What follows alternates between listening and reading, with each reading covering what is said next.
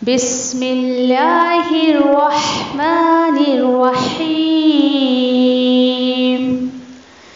Al-Qur'anu hayati. The Quran is my life, the way to connect with Allah subhanahu wa ta'ala.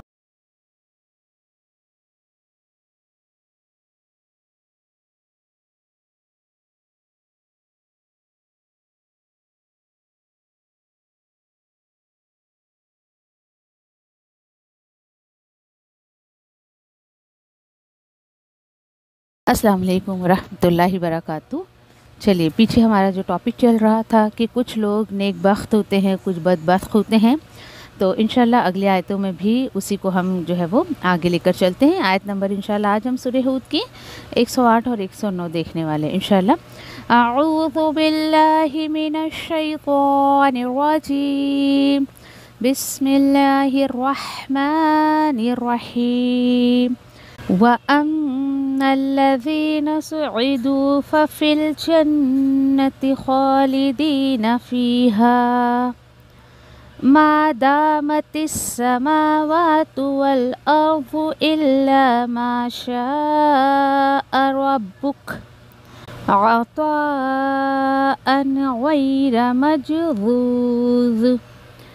अल्लाह सुब्हानहू व तआला आगे फरमाते हैं, और बेशक जो लोग नेक होंगे, खुशबख्त होंगे, तो वो होंगे जन्नत में, और उस जन्नत में हमेशा रहेंगे जब तक रहे आसमान और ज़मीन, और यही चाहता है आपका रब। अता होगी कभी न ख़त्म होने वाली। आयत नंबर 109। फ़ला तकु फ़ी मिर्यतिम मिम्मा यअबुदु हाउला मा यअबुदून इल्ला कमा यअबुदु आबाउहुम मिन क़ब्ल व इन्ना लमुवफ़्फ़ूहुम नसीबहुम गैर मंक़ूस। सो ए नबी करीम सल्लल्लाहु अलैहि वसल्लम, आप जो है इस भरम में ना रहें कि जिनकी इबादत ये सारे लोग करते हैं अल्लाह को छोड़कर, उनके पास कोई ताकत है। जी नहीं, ऐसा नहीं है, बल्कि नहीं इबादत करते हैं मगर वैसे ही जैसे इबादत करते थे इनके बड़े बाप दादा इससे पहले से, और बेशक ज़रूर हम जो पूरा देंगे उन्हें उनका हिस्सा बग़ैर किसी कमी के। आयत नंबर 108 में फिर अल्लाह सुब्हानहू व तआला ने मज़ीद देखिए कि यहाँ पर वो जन्नती, वो खुशबख्त लोग जो है उनका क्या हाल होगा, यहाँ पर बताया जा रहा है। और ये कौन से लोग हैं जो यहाँ पर जो यानी कि आयत नंबर 7 में जो अल्लाह ने बताया इन्ना रब्बका फ़अलुल लिमा युरीद, तो उस पर वो अमल करते हैं। वो ये जानते हैं कि जो अल्लाह चाहता है वो करता है और अल्लाह की रज़ा में राज़ी होते हैं। तो अल्लाह सुब्हानहू व तआला आयत नंबर 108 में फरमाते हैं व अम्मल्लज़ीना सुईदू, और बेशक जो लोग नेक होंगे तो वो होंगे जन्नत में, और उस जन्नत में हमेशा रहेंगे जब तक रहे आसमान और ज़मीन, और यही चाहता है आपका रब। और उसके बाद देखिए इस पर ज़रा गौर करें, अताअन गैर मजज़ूज़। अताअन यानी कि ये अता होगी कभी नहीं ख़त्म होने वाली, ये अल्लाह सुब्हानहू व तआला बता रहे हैं। चले हम चंद कुछ बातों पर यहाँ पर जो है वो गौर करते हैं कि क्या बात है।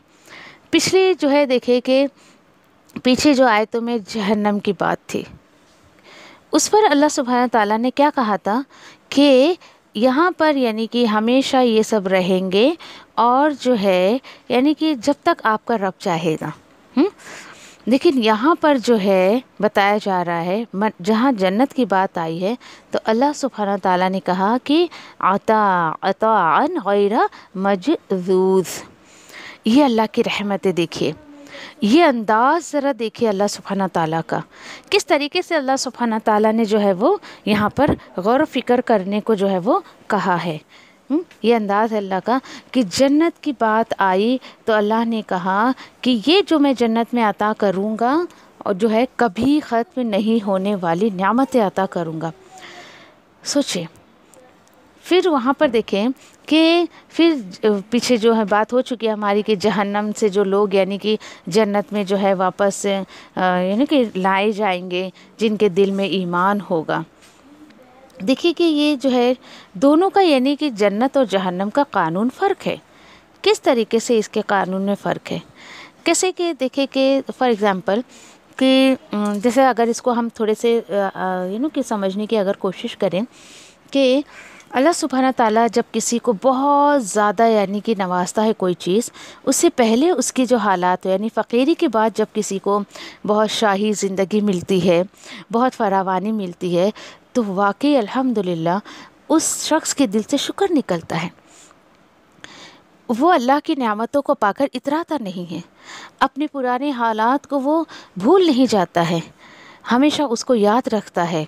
اور یہاں پر ہی دیکھیں کہ لیکن جب ایک انسان بہت زیادہ امیر ہے، بہت فراوانی ہے، اس کو بہت شاہی زندگی گزارتا ہے، اس کے بعد جب اس کی زندگی میں فقیری آتی ہے تو ایسے لوگوں کو دیکھے کہ ڈپریشن کے سوا کچھ نہیں ملتا ہے، بہت زیادہ پریشان ہو جاتے ہیں، ڈپریسڈ ہو جاتے ہیں اس طریقے سے. لیکن اللہ سبحانہ تعالیٰ نے کتنی خوبصورت بات یہاں کہی ہے کہ جنت میں جو لوگ جائیں گے تو اللہ سبحانہ تعالیٰ اس کو کبھی بھی وہاں سے نہیں نکالیں گے. جو بات آئی ہے نا خالدین فیہا، بالکل سیم ہے. دیکھیں ما دامت السماوات والارض الا ما شاء ربک، اوپر جہنم میں بھی یہی باتیں آئی تھی، لیکن جہنم میں یہ بات نہیں آئی تھی کہ عطاء غیر مجذوذ. کیوں؟ کیونکہ اللہ کی مرضی، اللہ جو چاہتا ہے وہ کرتا ہے، یہ ہے اللہ کی رحمت. بات آگے سمجھ میں. ایک شاہی زندگی گزارنے کے بعد یعنی جنت میں اللہ تعالیٰ کبھی بھی جہنم میں نہیں ڈالے گا اپنے بندوں کو.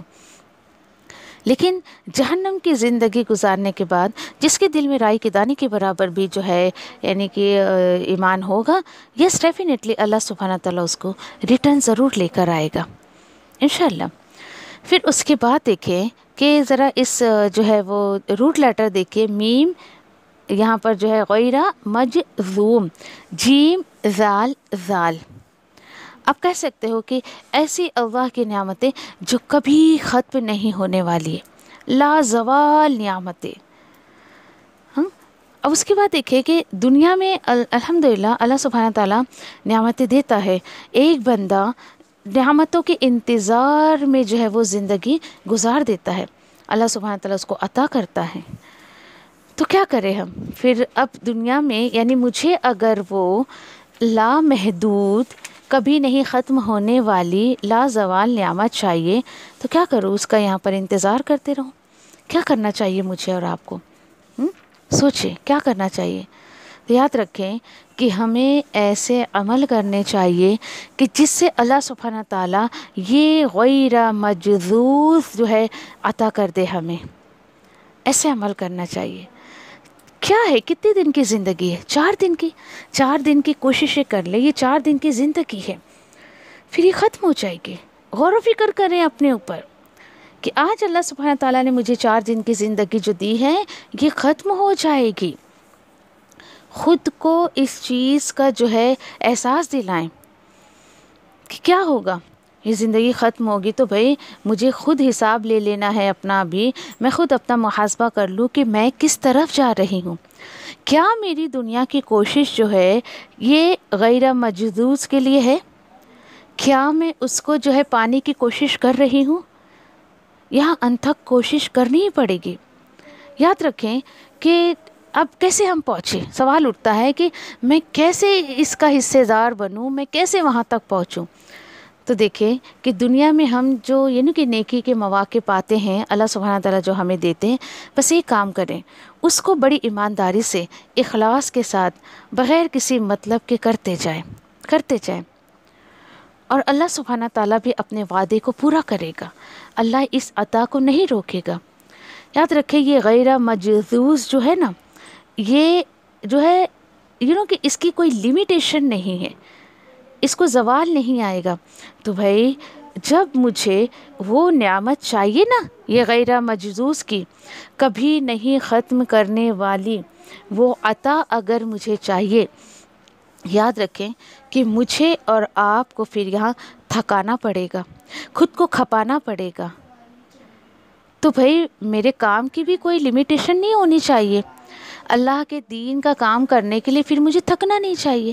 یعنی یہ میں سوچ لوں نہیں بھائی میں بہت تھک گئی ہوں اب مجھ سے نہیں ہوتا ہے، ان تمام چیزوں کو بھول جائیں، چھوڑ دے ایسا کہنا۔ وہ لازوال نعمتیں چاہیے نا، تو مجھے بھی یہ دین کا کام اس کا کوئی اینڈ نہیں ہے، یہ سوچ کر اس سفر میں نکل جانا ہے، یہ سوچ کر مجھے اللہ کے دین میں کام کرنا ہے۔ پھر میرے اور آپ کے کہ اس سفر کا اینڈ آخری سانس ہونی چاہیے، اپنی آخری سانس تک اس دین کے کام میں لگا دیں، رکے نہ، اپنے آپ کو روکنے نہ دیں۔ یہ کام جس کا اینڈ نہیں ہے، الحمدللہ آج میں اور آپ اگر دین کا کام نہیں کریں گے کوئی اور کرے گا، اللہ سبحانہ تعالیٰ کسی اور سے لے گا۔ اس دین کا کوئی اینڈ نہیں ہے کہ آپ سوچیں نہیں بھائی چلو میں نے 1 سال کام کر لیا اب بس ہو گیا، میں تھک گئی ہوں، اس کام کا اینڈ ہو گیا، چلے بس کرے، جی نہیں، اس سوچ کو اپنے ذہن سے نکال دیں آپ بالکل بھی، ٹھیک ہے۔ یہاں تک تو اللہ سبحانہ تعالیٰ نے دیکھی اس چیز کا خلاصہ کر دیا۔ پھر آیت نمبر 109 میں اب یہاں سے لے کر آگے پوری سورت جہاں تک ختم ہو رہی ہے تو نبی کریم صلی اللہ علیہ وسلم سے مخاطب ہو کر اللہ سبحانہ تعالیٰ کہتے ہیں فَلَا تَكُ فِي مِرْيَةٍ مِّمَّا يَعْبُدُ هَؤُلَاءِ۔ کیوں ایسا؟ کیونکہ ما يعبدون الا كما يعبد آباؤهم من قبل وَإِنَّا لَمُوَفُّوهُمْ نَصِيبَهُمْ غَيْرَ مَنْقُوصٍ۔ تو اے نبی کریم صلی اللہ علیہ وسلم آپ اس شک میں نہ رہیں، کس شک میں نہ رہیں آپ؟ کہ ان کے پاس بھی کوئی طاقت ہے۔ کس کے پاس؟ یعنی آپ اس گمان میں نہ رہیں کہ جنہیں یہ سب پکارتے ہیں، جن کی یہ سب پوجا کر رہے ہیں، اللہ کو چھوڑ کر جنہیں یہ پکار رہے ہیں ان کے پاس کوئی پاور ہے، ایسا مت سوچیں آپ۔ کیوں ایسا؟ کیونکہ اللہ تعالیٰ فرماتے ہیں نہیں ایسے عبادت کرتے ہیں مگر ویسے ہی جیسے عبادت کیا کرتے تھے ان کے بڑے لوگ، ان کے باپ دادا اس سے پہلے۔ اور اللہ نے کہہ دیا کہ دیکھو یعنی ان کا حال کیا ہوگا، بے شک ہم ضرور پورا دیں گے انہیں ان کا نصیب کا حصہ بغیر کسی کمی کے۔ یہ بدبختی ہے، دیکھیے ان کے، یہ بدبختی ہے۔ آپ ایسا مت سوچیں کہ یہ لوگ بہت ٹھیک کام کر رہے ہیں، بہت اچھا کام کر رہے ہیں، یہ اللہ سبحانہ تعالیٰ بول رہے ہیں۔ کیوں ایسا؟ کیونکہ یہ تو سارے کے سارے لکیر کے فقیر بنے ہوئے ہیں، یہ کیا سمجھ رہے ہیں کہ ہم بہت اچھا کام کر رہے ہیں، جی نہیں۔ اللہ سبحانہ تعالیٰ یہ بات بتا رہے ہیں آپ صلی اللہ علیہ وسلم کو کہ جس طریقے سے انہوں نے توحید نہیں سیکھی نا تو شرک کرنا بھی انہیں نہیں آتا ہے، یہ بھی نہیں انہوں نے سیکھا ہے۔ یہ جو ہے اللہ کا حق نہیں دے رہے ہیں، تو آپ کیا سوچ رہے ہو کہ یہ شرک کر کے اللہ کا حق نہیں دے رہے ہیں اللہ کو، تو یہ بتوں کو بھی تو کون سا پورا حق دے رہے ہیں؟ کیا دلیل ہے اس بات کی کہ یہ جنہیں اللہ کو چھوڑ کر پکار رہے ہیں انہیں پورا حق دے رہے ہیں؟ جی ہاں، بلکہ ان کا تو حال یہ ہے کہ یہ نہ بتوں کو پوری حق دے رہے ہیں، نہ یہ اللہ کو پورا حق دے رہے ہیں، بلکہ یہ تو بالکل اپنے باپ دادا کی بس ایک بات ہے جس کو وہ فالو کرتے چلے آ رہے ہیں، ایسی ہے نا۔ اور وہ کیا ہے کہ یعنی کہ دیکھیں آپ کہ آج کا شرک کیا ہے، اگر ہم اس چیز کو سمجھنا چاہیں تو آج کا شرک واقعی جو مسلمان مانتا نہیں ہے وہ ہے اندھی تقلید، اندھا دھن آنکھ کو بند کر کے بھیڑ چال چلنا، اور جو ہے یعنی کہ اپنے باپ دادا کے طریقوں کو فالو کرنا۔ جس طریقے سے دیکھیں کہ آج کے مسلمان کہ رسمی مسلمان ہیں، شرکیہ مسلمان ہیں، یعنی اس نے آج کل بھی یعنی تہواروں کو یا پھر کچھ دنوں کو اپنے لیے رسومات کا ایک سورس بنا لیا اس نے۔ اسی طریقے سے آپ دیکھیں کہ پہلے کے لوگ بھی جو ہے نا اس طریقے کا شرک کرتے تھے۔ اگر ہم ایک جملہ کہیں کہ یہ ان پڑھ مشرک تھے، انہیں خود نہیں پتا کہ شرک کس طریقے سے کرنا ہے، نہیں پتا تھا انہیں، بس یہ آنکھ بند کر کے باپ دادا کے دین کو فالو کر رہے ہیں۔ تو ایسا مت سوچے کہ یہ بڑے پڑھے لکھے اور بڑے سمجھدار مشرک ہیں، نہیں نہیں، ایسا نہیں ہے بالکل بھی۔ اسی لیے اللہ نے کہا ہے کہ دیکھو جنہیں یہ پکار رہے ہیں بس یہ تو باپ دادا کی ایک اندھی تقلید ہے، ایک باپ دادا کے جو ہے وہ باتوں کو فالو کرتے چلے آ رہے، اس بات میں کوئی سچائی نہیں ہے۔ تو آپ ایسا مت سوچیں کہ ہائے یہ دین پر عمل نہیں کر رہے ہیں تو یعنی کہ بتوں کو پوچھ کر بڑا اچھا کام کر رہے، جی نہیں۔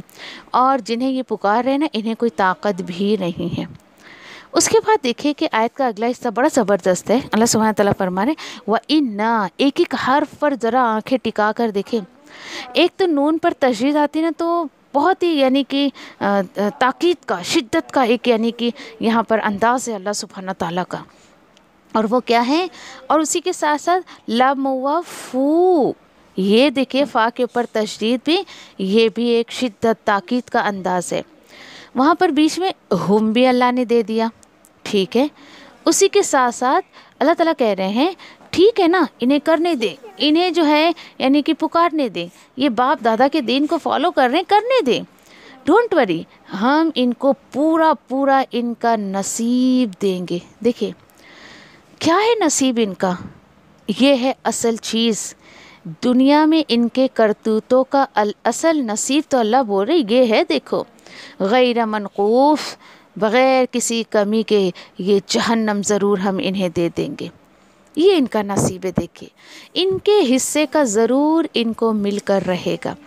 تاکید کو سمجھنے کے ایک ایگزامپل میں آپ کو دوں. جیسے ماں کو اگر کسی بچے پر غصہ آ رہا ہے نا، وہ کہے کہ ٹھیک ہے نا تمہاری پٹائی کرتی ہوں ایسا، لیکن کوئی ماں یہ کہے کہ تم میرے ہاتھ لگ جاؤ پھر دیکھو تمہارا میں کیا حال کرتی ہوں.